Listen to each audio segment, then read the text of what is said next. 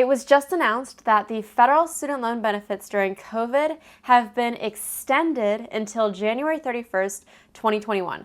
They were set to expire on December 31st, 2020. So in this video, I want to dive more into detail and talk about student loans during COVID and go over what you need to know if you have student loans. Hello, I'm Erica Kohlberg. I'm a lawyer. I paid off over $200,000 of student loans in under 2 years, and on this channel I talk about personal finance, things like investing and student loans and passive income. So diving in, what we'll focus on is the key things you need to know right now if you have federal student loans owned by the Department of Education. So just a broad overview, on March 27th, 2020, the CARES Act was signed into law. It did 3 things for student loans. 1, it suspended loan payments, meaning that you don't have to make required monthly payments. 2, it stopped collections on defaulted loans. And 3, it set interest rates at 0%.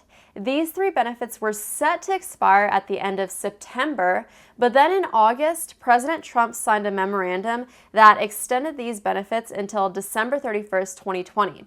Then, on December 4th, it was announced that these benefits would be extended until January 31st, 2021. What that means is these 3 benefits, the suspension of loan payments, stopping collection on defaulted loans, and interest rates being set at 0%, are set to expire in just a couple of months on January 31st, 2021. There's a possibility that they could be extended again, and make sure you're subscribed to the channel since I'll keep you updated, but that's not something we know for certain right now. So first thing, I want to explain how you know whether these benefits apply to the student loans you have or not. And if you have any questions about anything at all, just let me know in the comments and I'll try my best to answer, because I know a lot of this is confusing. When I graduated with over $200,000 of student loans, I didn't even know there were different types of federal loans. So if you have any questions, you're not alone, just let me know in the comments. If you take a look at this chart, you'll see the loans the benefits apply to on the left and the loans they don't apply to on the right. The loans that are eligible for these benefits are those owned by the Department of Education. That includes federal direct loans, including direct subsidized loans, direct unsubsidized loans, direct plus loans for graduate students and for parents, and direct consolidation loans. It also includes federal family education loan program loans and federal Perkins loans that are owned by the Department of Education. Finally, it includes defaulted HEAL loans, since those are owned by the Department of Education. For the first 3, you can see that it applies to you whether your loans are defaulted or non-defaulted. And just to point out a distinction, you might have federal student loans not owned by the Department of Education.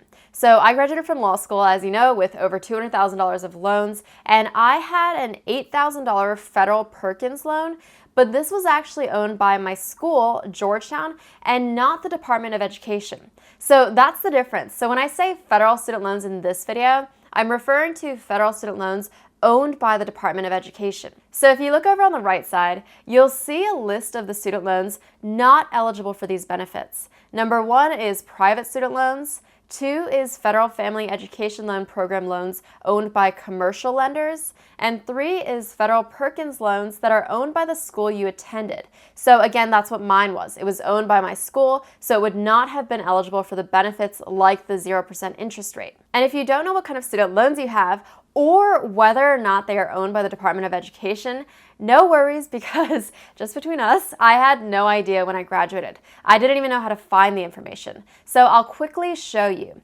You'll go to studentaid.gov/login, then you'll click View Details, View Breakdown, and here's the information you're looking for. Loans serviced by Department of Education means they are eligible for the 0% interest rate. So these ones, you see the Department of Ed before the servicer name. That means that those are owned by the Department of Education. Then you can see that I had this one loan, a Perkins loan, but it was serviced by my school, Georgetown, and you don't see Department of Ed before it, so that would fall under this category on the chart, so it wouldn't have been eligible for the 0% interest rate. Before we dive deeper into the benefits, one more note: if you do have loans in this right side column, call your loan servicers. Ask them if they're willing to make an exception or at least slightly lower the interest rate. Remember, I always say you won't get what you don't ask for, so it never hurts to give them a call and ask what they can do for your student loans during this time. Another option to consider is that if you have private student loans or any of the ones in this column, it might be worth considering refinancing those since you aren't receiving any of the 3 federal benefits we talked about. You probably know by now that I refinanced my student loans with SoFi. So what is SoFi? I'll tell you, and just quickly, thank you SoFi for sponsoring this section. SoFi is an all-in-one personal finance app where you can spend, save, borrow, or invest, and they really help their members achieve financial independence and follow their dreams. The process to refinance might seem intimidating, but with SoFi, it's fast, easy, and all online. And they can help you get out from under the stress of student debt, just like they helped me when I refinanced my loans. They have low rates. Fixed rates are at historic lows right now, and you could save thousands on your student loans so that you can finally get out of debt and start focusing on your other goals. And it's so apparent to me that they really do care about their members. All SoFi members get complimentary access to career coaching. SoFi is just an amazing company, so I'll leave the link to their website in my description for you to check out. Thank you again, SoFi, for sponsoring this portion. So let's go over each of the 3 benefits in more detail and what it actually means for you if your loans fall into one of these on the left of the screen. Starting with number 1, student loan payments are suspended. That means from March 13th of this year all the way through January 31st of 2021, you don't have to make payments on your federal student loans. And this happens automatically. You don't have to take any action. If you had scheduled auto debit payments, those are automatically suspended. But make sure you put a notice in your calendar because as of right now, these benefits are set to end on January 31st, 2021. That means you'll have to start making required monthly payments again from February 2021. Your loan servicer is supposed to remind you as those benefits near the end, but I just want to make sure you set a calendar notice too. If you did have those auto debit payments scheduled prior to March 13th, 2020, those are automatically set to restart after January 31st, 2021. Another thing to note is if you did make a payment on your student loans anytime after March 13th, 2020, and let's say you need this money, you can actually go back and request a refund of that amount you paid. You would just need to contact your loan servicer. So that was the first benefit, that federal student loan payments are suspended. The second benefit is that they've stopped collections on defaulted federal loans until after January 31st, 2021. And the third benefit that we've already touched on is that the interest rate on your federal student loans is automatically set at 0% right now. That just means your student loans aren't accumulating or accruing interest during this time. You don't have to do anything to get this benefit. This just happens again automatically. Now that you understand the benefits, let's talk about whether you should or shouldn't be making payments on your federal student loans while student loan payments are suspended. Now, the benefit of continuing to make student loan payments right now is that it's a really great time to really tackle the principal of your loan. Once you pay off all of the interest on your student loans that accrued before March 13th, then all of the additional payments you make towards your student loans are going entirely towards the principal. So if you're financially able to, it's a really good way to tackle your loans quicker than you would be able to if you still had to worry about interest accumulating. But I'll give you 2 examples of scenarios where I would probably tell you not to make student loan payments right now while they're still paused. One might be if you don't have an emergency fund, anywhere from 3 to 9 months of expenses saved up.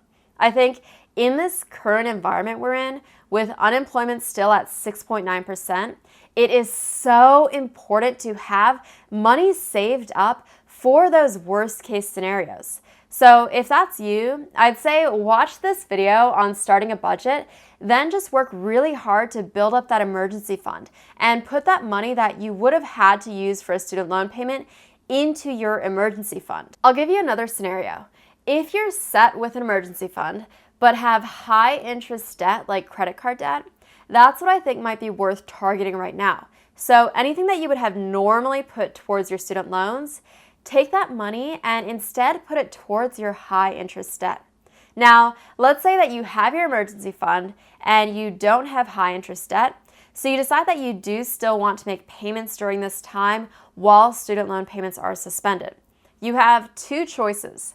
The first choice is that you can stay in the administrative forbearance, but elect to make payments. So you won't be billed, but you can choose to make whatever payments you want, whether it's less than or more than your normal payments.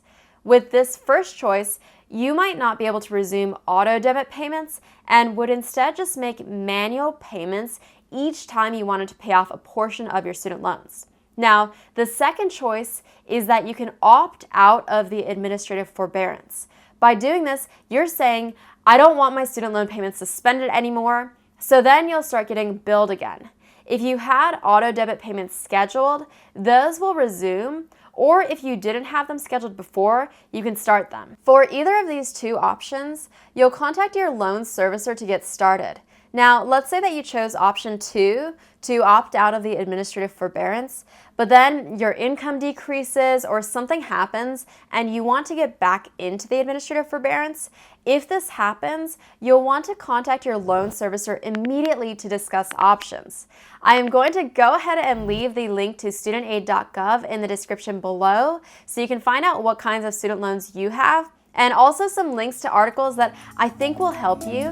And next, I'll see you in this video where I talk all about the strategies that I use to pay off $225,000 of student loans. See you there.